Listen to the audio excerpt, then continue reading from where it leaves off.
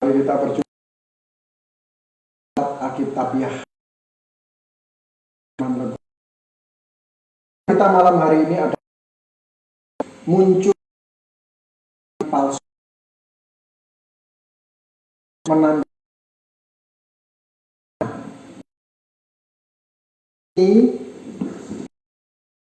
dengan palsu.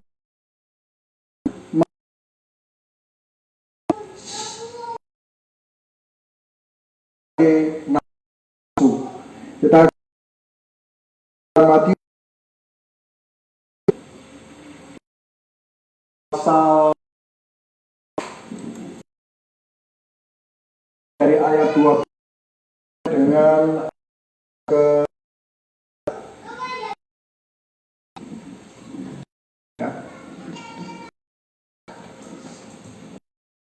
bacakan dari sampai akhir berseru buat dan mengucapmu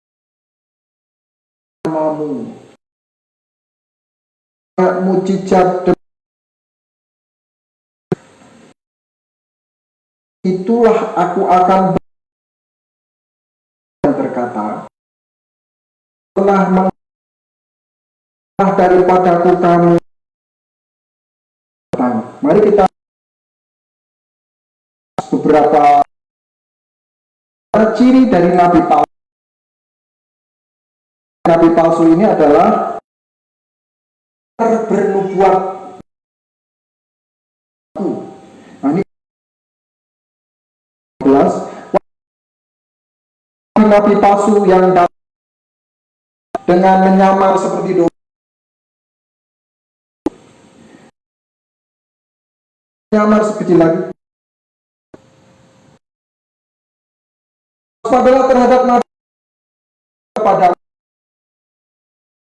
tetapi sesungguhnya mereka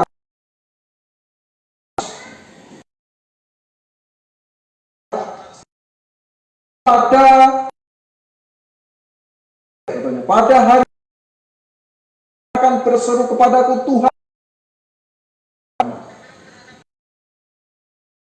Bicara tentang akhir zaman.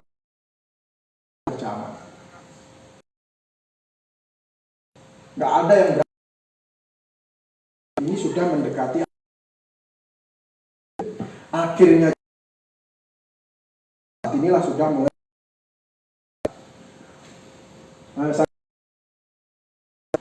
yang ini bernubuat. Lalu kenapa bernubuat bisa menandakan palsu? Nanti kita coba Alkitabiah. Yang ciri dari nabi palsu ini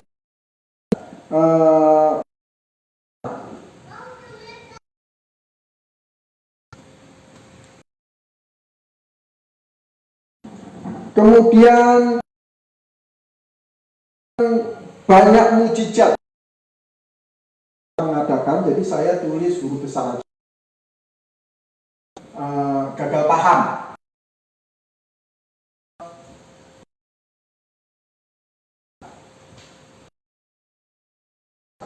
Karena ini bukan mujizat, tetapi berbicara. Jadi poinnya mengadakan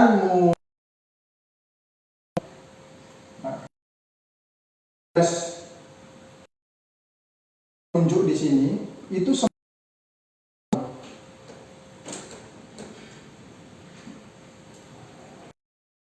namamu, nama Yesus tentunya, ya.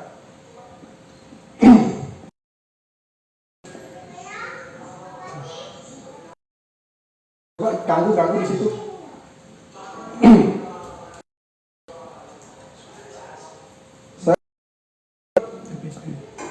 Bernubuat, mengusir setan, mengadakan suara dari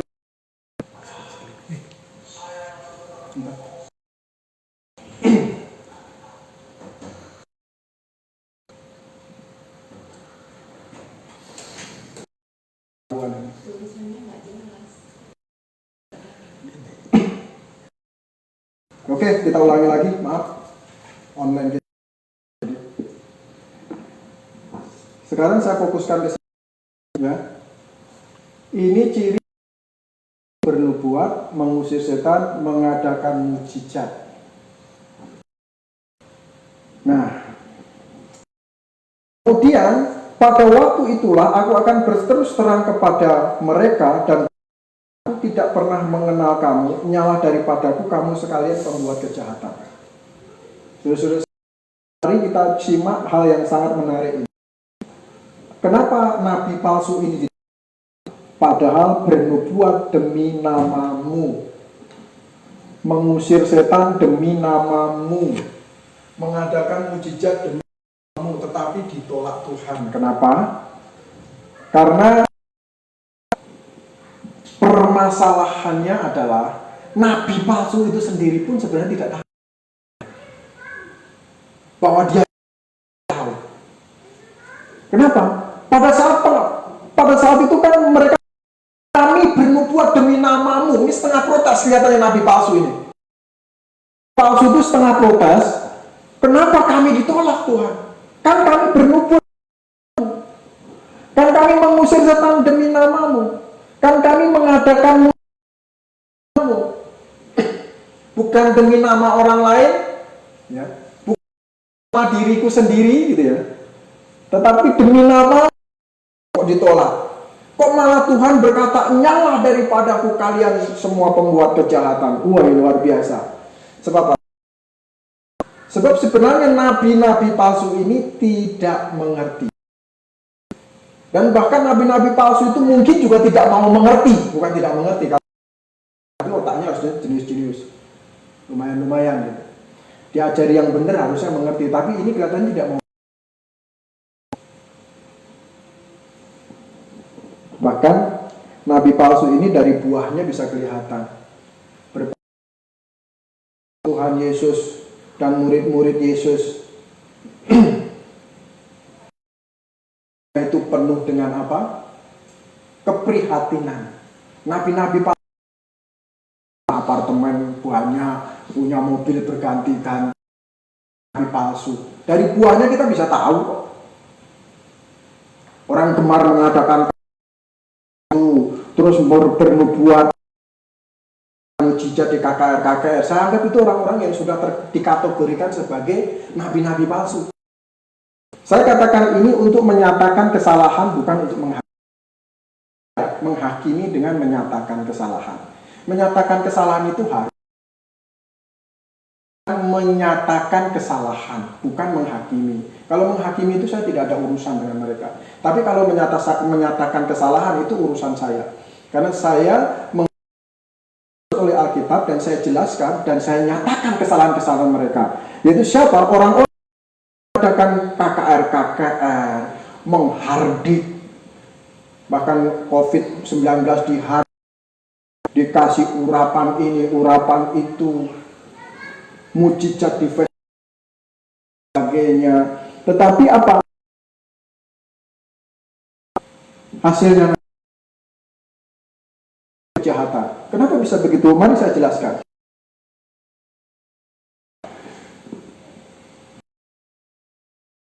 Para rasul bernubuat, ini saya garis bawah. Kalau tidak kelihatan bisa di-zoom.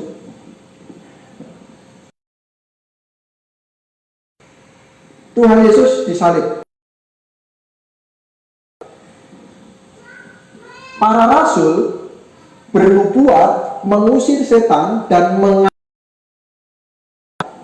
ya. Para rasul bernubuat dan mengadakan mujizat itu untuk meneguhkan firman. Selesai ditulis. Jadi saya gambarkan. Jadi para rasul tidak layak disebut sebagai rasul-rasul palsu atau nabi-nabi palsu. Kenapa? Karena hidupnya mereka mengadakan mujizat itu sebelum Alkitab atau begitu. Kemudian kita yang ada di sini kan ada menghadapi pertemuan. Di sini kita akan pengangkatan. Nah, kita hidup di sini saat ini. Kenapa? Karena tidak gitu ya. Tidak ada zaman lain, yang ada zaman kita sekarang. Setelah kita selesai nanti kita akan diangkat. Tidak ada zaman lain. Itulah sebabnya zaman kita gitu. Nah, di zaman akhir ini akan tampil apa? Yang suka bernubuat, mengadakan setan, mengadakan mujizat. Ingat, mengadakan mujizat. Begitu. Nah, jadi mengadakan mujizat di zaman yang salah. Di zaman Alkitab sudah selesai ditulis. Begitu. Jadi pada saat Alkitab sudah selesai, harusnya nubuat tercakupi di dalam Alkitab. Mereka masih mengusir setan. Seharusnya setan itu terusir dengan sendirinya ketika kita lahir baru, yaitu di dalam apa? Di dalam Efesus 1 ayat 13, Kolose 1 ayat 13. Ketika kita membaca Alkitab Efesus 1 ayat 13, dan saat itu malam itu kita bertobat dan percaya Yesus, ketika itu juga setan terusir. Nah, sekarang ini kacau balau. Ada yang kerasukan setan, padahal dia sudah percaya Yesus. Nah, itu yang aneh. Nah, jadi itu semua kacau balau. Jadi bernubuat, mengusir mujizat di KKR, mengadakan mujizat itu pada firman. Nah, sekarang firman itu sudah teguh mengadakan mujizat. Tetapi mujizat apakah masih? Setan apakah masih bisa terusir? Masih, ketika kita bertobat dan percaya Yesus. Jadi kemudian nggak perlu pakai pergi dalam nama Yesus, pergi, nggak kacau lagi. Bukan hanya ngusir setan, ngusir penyakit COVID, virus, ditengking, disuruh diam dan sebagainya. Kacau. Ya, mengadakan mujizat itu sudah tidak diperlukan lagi. Karena apa? Karena mujizat itu didatangkan Tuhan secara langsung, secara pribadi. Jadi tidak ada yang bisa mengadakan lagi.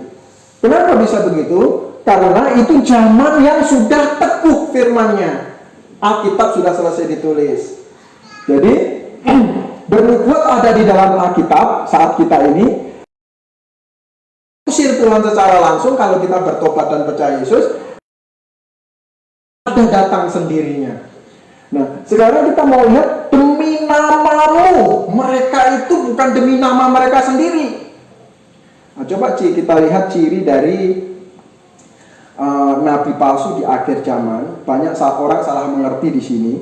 Saya buka di dalam Matius 24. Matius 24. Saya baca dulu di ayat yang ke-5.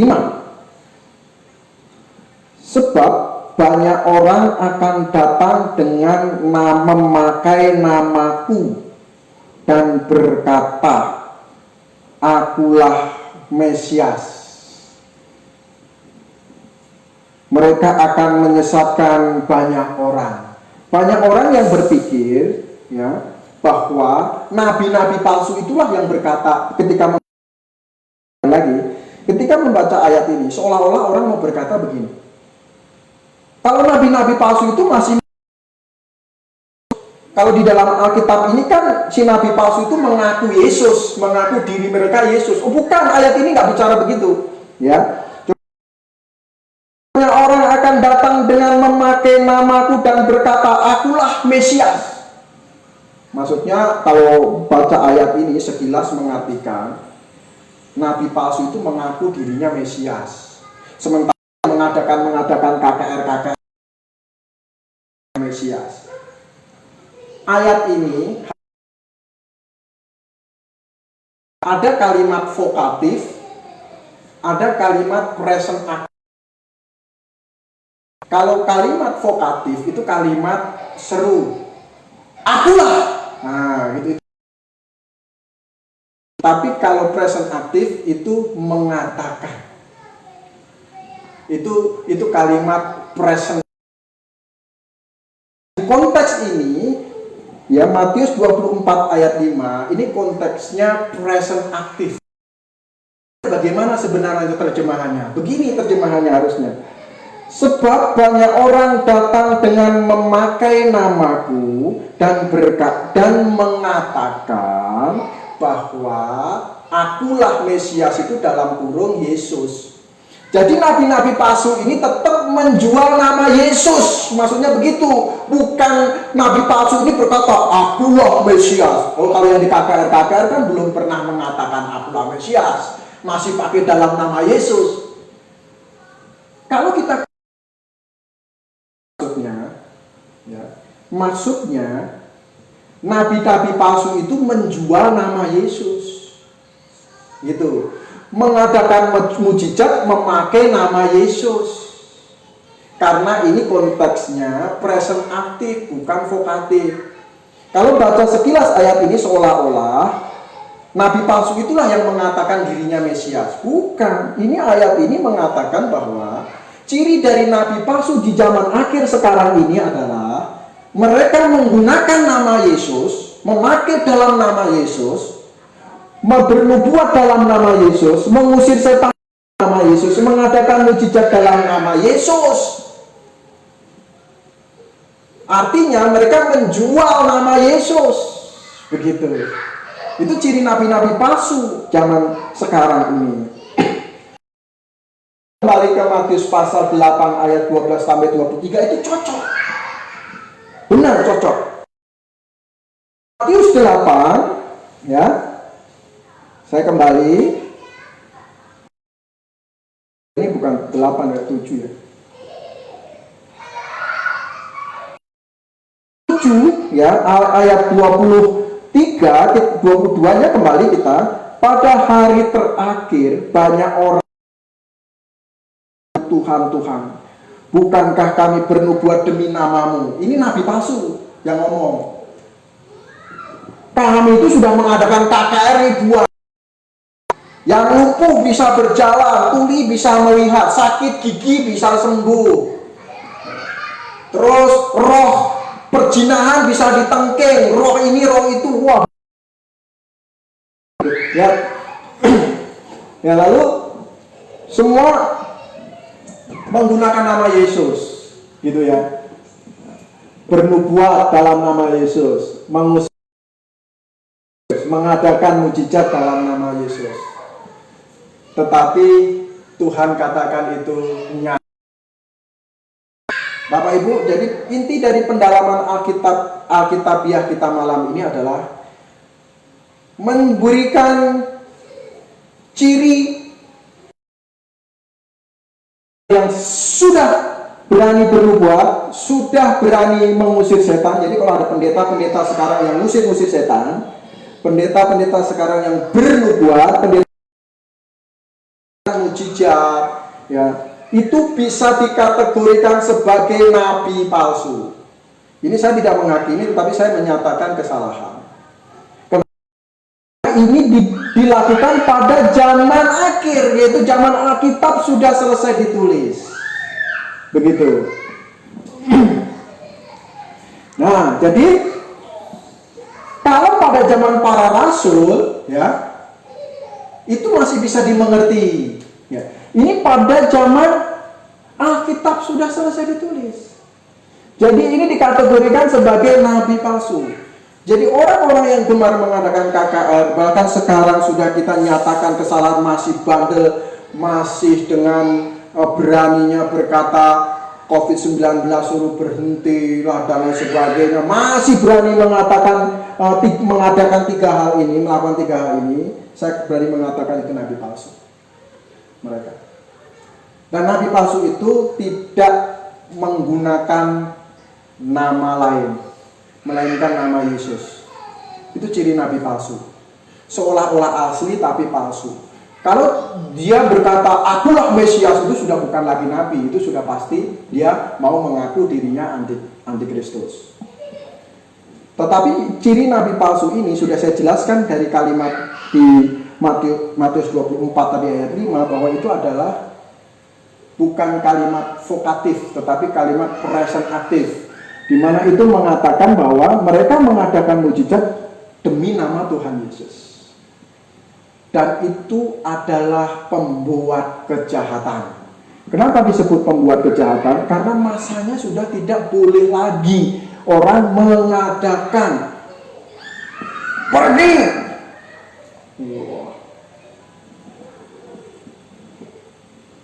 COVID-19 pergi. Wah, siapa dia bilang pergi? Kalau kita berdoa sama-sama boleh gitu. Nah, ini mau mengadakan mujizat, mau mengusir setan, bahkan sakit gigi diusir, roh perzinahan diusir. Aduh, bagaimana ini ceritanya? Bernubuat, saya melihat ada sinar terang dan lain sebagainya. Ini ciri dari orang-orang yang ciri-ciri dari nabi-nabi palsu. Kenapa disebut pembuat kejahatan?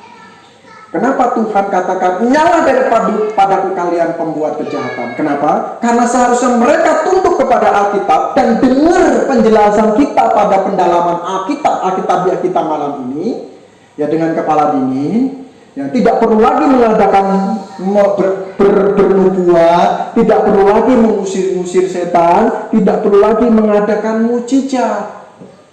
Jangan berkelit. Kalau gitu Pak Firman tidak percaya mujizat. Hai, kami berkelit. Padahal IQ-nya tinggi. Kami ini percaya mujizat, tapi tidak percaya orang mengadakan mujizat. Karena kalau mengadakan mujizat, kalian itu nabi palsu.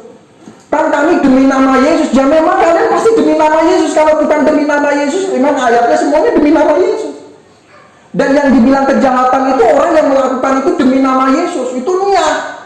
Kalau demi nama orang lain sih mungkin Tuhan masih, kalian memang orang berdosa, orang nggak mengerti. Tetapi ini orang yang benar-benar memakai nama Yesus dan ditolak, itu ada. Sebab apa? Sebab Alkitab sudah selesai ditulis. Ingat, Alkitab ini adalah firman Tuhan yang sempurna satu-satunya. Tidak ada Alkitab yang dimulai dari bahasa Ibrani dan diselesaikan dalam bahasa Ibrani. Padahal perjanjian baru ditulis dalam bahasa Yunani. Ditulis dimulai dari kata Bereshit dan diakhiri dengan kata Amin dari bahasa Ibrani juga. Wahyu 22 ayat 21.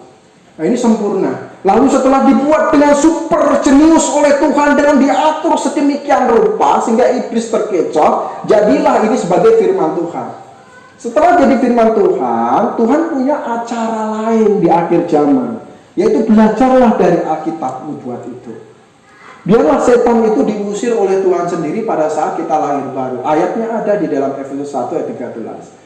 Kemudian mengadakan mujizat. Biarlah mujizat itu Tuhan datangkan secara langsung. Gak perlu pakai kata aku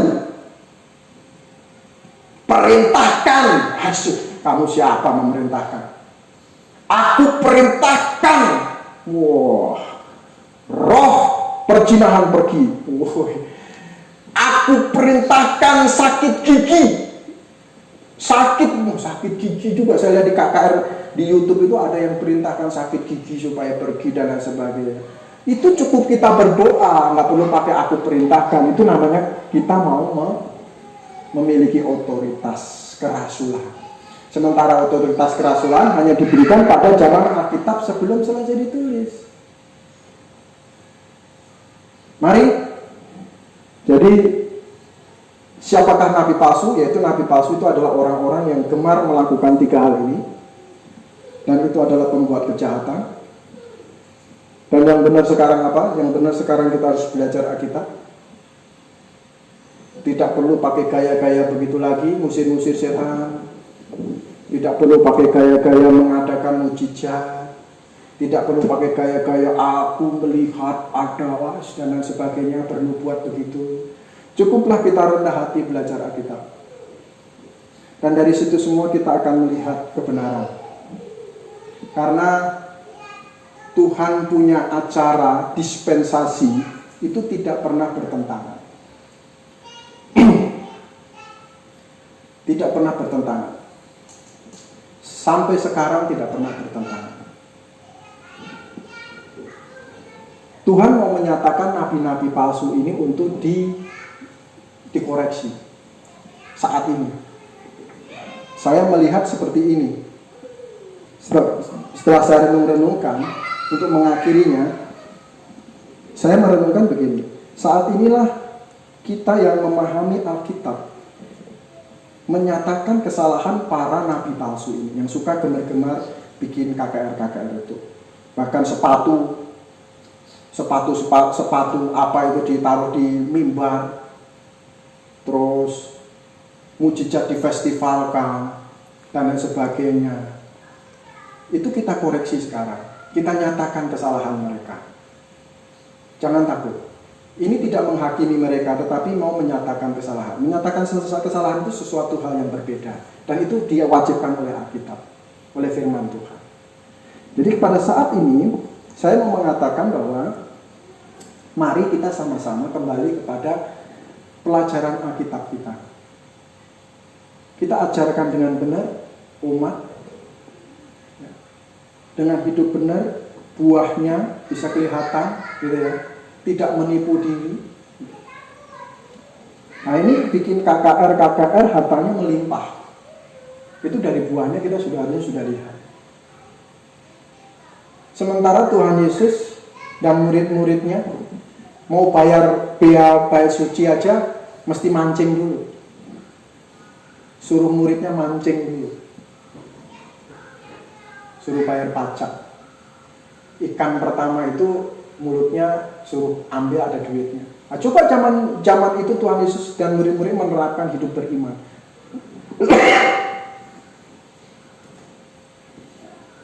Ini ya. Jadi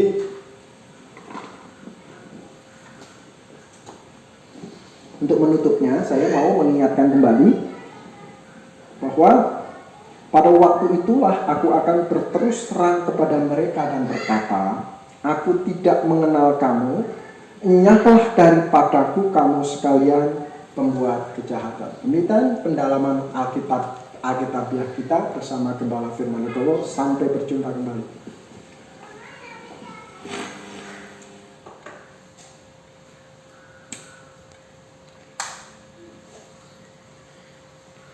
Suaranya jelas.